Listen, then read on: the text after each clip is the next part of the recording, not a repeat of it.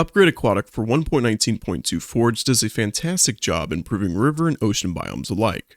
If you enjoy a plethora of marine-themed blocks, delicious foods, and aquatic life forms, then this mod is for you. As per usual, let's begin with the mobs. The perch is at the bottom of this mod's food chain. These little guys are found in river biomes. They travel in schools, avoid predators, and they can be placed in buckets. Upon death, they will drop 1 raw perch and have a 5% chance to drop 1 bone meal. Pike is next on our list. This fish also spawns in river biomes. They come in 21 different variants. A few variants are rarer than others, like this black and purple one. Pike can spawn with items in their mouth or pick up items nearby. The items they spawn with are based on the fishing loot table. Killing them doesn't ensure the drops, instead offer them a morsel to tempt them into dropping their current item. This fish is passive-aggressive towards players and is flat-out aggressive towards other fish. They can consume fish to heal up to 6 health points, they can be put into a water bucket, and they drop 1 raw pike and a 20% chance to drop 1 bone meal. Lionfish are one of the more uncommon mobs in Upgrade Aquatic. This creature spawns exclusively in warm ocean biomes.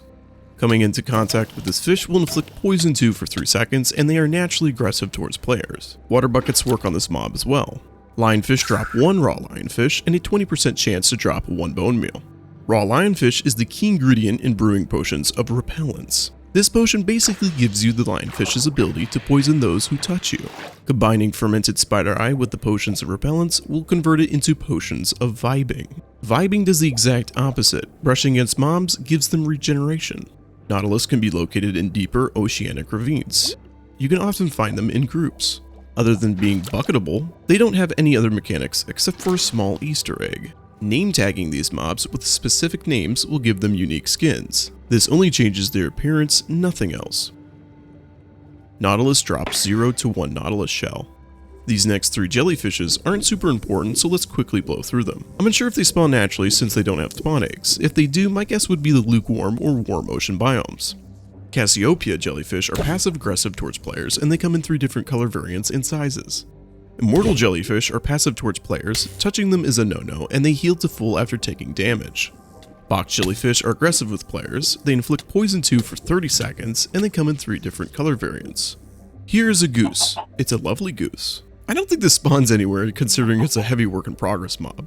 Right now it's pretty much a reskin of the Minecraft chicken, and also it doesn't drop anything. Up next we have the Phantom's polar opposite, the flare. Flares don't spawn in the world, they are created through splashing a phantom with a potion of insomnia. Insomnia is brewed by combining a fermented spider eye with a potion of restfulness. Restfulness is brewed by mixing cocoa beans with awkward potions. These 2 status effects are solely tied with phantoms and flares, they don't do anything else. Flares are incredibly angry, they attack passive and aggressive mobs alike. Unlike the phantom, this creature will not attack players that haven't slept recently or have the insomnia effect, which means they will go after those who are well rested. Flares don't burn in daylight, and splashing them with restfulness will revert them back to a phantom. Insomnia kills flares, and restfulness kills phantoms. Tread lightly, don't make a sound because the Thrasher is around. These bad boys terrorize the deeper parts of cold oceans and frozen oceans. Before engaging in combat with this mob, know these 2 important things. Thrashers conflict heavily with shaders to the point where you can't counterattack and your game's visuals break. The other thing to note is that this shark is blind. It uses sonar waves to reveal prey. Don't get too close unless you're ready and make as little noise as possible. If detected, the Thrasher will snatch you with its mouth, dealing 5 health points in quick succession. Dealing enough blows forces the beast to release you, but don't become complacent, it will come back for round 2. Iron gear or even diamond gear is recommended for this mob. Thrasher drops 1 Thrasher tooth and a 20% chance to drop another tooth. There's always bigger fish in the sea, and well, the Great Thrasher is that bigger fish. Lurks in frozen and cold oceans. This Thrasher is way less common than the other Thrasher. The Great Thrasher has the same mechanics as the previous shark, although it deals 8 health points instead of 5. It's harder to break free of this monster, and netherite is almost not enough. Obtain a trident with impaling 4 if you want to take both types of Thrashers down with ease. Drops 1 to 2 Thrasher teeth and a 20% chance to drop another tooth. Time to move on to the item section, specifically crafting materials. Pickerel weed is a fairly common plant growing alongside rivers. They come in purple and blue. Simply punching it will drop their respective pickerel weed. Cooking it will boil the item. Eating this will replenish 3 air bubbles. Combining 9 of either the normal or boiled will yield its respective block. Purple pickerel weed crafts into purple dye, and blue pickerel weed breaks down into cyan dye. They can be planted to grow more, and the plants can be bone mealed. Oh, and the plants themselves have the same properties to that of a spiderweb. There are 4 new kelp variants, which are unfortunately unobtainable as of now. In future versions, you can look forward to using the kelp to make cobblestone and stone brick block sets. Additionally, each can be cooked into dried kelp, and combining 9 will make their block. You can now craft prismarine rods by placing prismarine shards in a diagonal pattern. These rods are used to craft prismarine rod bundle blocks and tridents. As you know, Thrashers drop their teeth, and they are crafted into bone meal and tridents. Their main use is to make tooth blocks. The door blocks automatically close after 2 seconds. Reverse the operation by double-clicking. You can attach the tooth lantern to all surfaces. Upgrade Aquatic has quite the selection of food. I highly recommend installing AppleSkin so you'll know the satiation stats for each food item. Be exceptionally careful with the Lionfish. Consuming it raw will inflict nausea 3 and poison 4. Continuing on the topic of food, mulberries are an excellent food source. They are found growing on river trees, which as the name suggests can be found in river biomes. Fully grown plants can be harvested with right-click and new plants can be grown. Mulberry is the core ingredient for mulberry jam bottles, mulberry bread, and mulberry pie. None of the mentioned items give buffs or anything special. Mulberry jam can be crafted into a jam block. This block can't be eaten and it has the same properties as a spider web. Concerning the miscellaneous items, we have 6 animal buckets, 8 torches, and 4 status effects that have been infused or brewed into arrows and potions. The buckets are self-explanatory, they carry whatever creature is inside of them. The torches are unattainable and survival, they have the same mechanics as a vanilla torch. The status effect items don't need explaining, treat them like the vanilla variants. Let's take a gander at the blocks this mod has to offer. Riverwood is collected by chopping down river trees. Its uses include producing mulberries and creating a new block set. This block set has everything from planks, slabs, and stairs to doors, buttons, and boats. Driftwood is the other wood variant. Driftwood logs are found on banks of water and floating in bodies of water. This wood crafts into every type of block the riverwood crafts into. Scute now has a few more recipes. As you may know, Scute is created when baby turtles grow into adults. With Upgrade Aquatic, you can combine 9 to make a Scute block, and along with that, craft new Scute shingle and pavement blocks. Coral has been vastly expanded on. Over a dozen new coral block sets have been implemented. This includes coral fans, coral showers, and coral stone. The 5 vanilla coral blocks now have new blocks to keep things consistent with the modded coral. The new coral can be located in warm ocean biomes. With the exceptions of prismarine and elder prismarine, they are found in some oceanic ravines. Enjoy chrome, star, moss, pillow, and silk corals, just to name a few. The modded coral shares the same properties as vanilla coral. Pick it up with silk touch and don't leave it out of the water for too long. Craft and take coral stone with you when searching for coral. Placing coral stone down next to living coral will modify the stone. I can't help but say the design reminds me of 1.20's armor trims.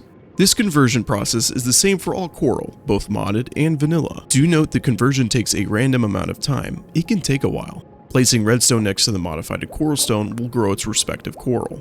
Craft stairs, walls, and slabs from every type of coral stone. This mod has bedrolls. They are crafted as shown. They come in 16 different color variants, and sleeping in them won't modify your spawn point. Beach grass, as you can imagine, spawns in beach biomes. Combining 4 will yield beach grass thatch block. This block can make slabs and stairs. Combining 8 prismarine shards and 1 glow ink sac gives you a luminous prismarine block. This block crafts into slabs and stairs. All luminous blocks radiate light. The other plant life you'll encounter in the world are sea rockets and flowering rush. White and pink sea rocket are found on beaches. They craft into their respective dyes, and both are a crafting component for suspicious stew. Flowering rush is found alongside riverbanks in small patches. One crafts into 2 pink dye. Mining embedded ammonite is another way to obtain Nautilus shells. They are found underground in ocean biomes and they're reasonably common. Smelt the block to get a Nautilus shell.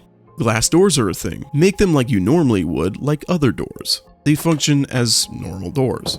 Now it's time to showcase, in my opinion, the coolest blocks. Guardians now drop 1 to 2 Guardian Spines, whereas the Elder Guardians now have a 50% chance to drop 1 to 2 Elder Guardian Spines and a 50% chance to drop 1 Elder Eye. The spines are to be placed down and activated with redstone. Entities coming into contact with the block will be slowed and trying to pass through it will cause damage. Guardian Spine deals 2 health points rapidly, and Elder Spine deals 3 health points while inflicting endless mining fatigue. The Elder Eye acts like a motion sensor. It will send a redstone signal to all adjacent blocks if something moves in front of it. Toggle the eye with a right click. Pairing both blocks can result in a sick mob grinding contraption. There are a few miscellaneous things about Upgrade Aquatic that I felt weren't big enough to be in their own standalone section. There is a way to infinitely create sand and gravel. Placing cobblestone and sandstone above either magma blocks or soul sand with water in between will create gravel and sand respectively.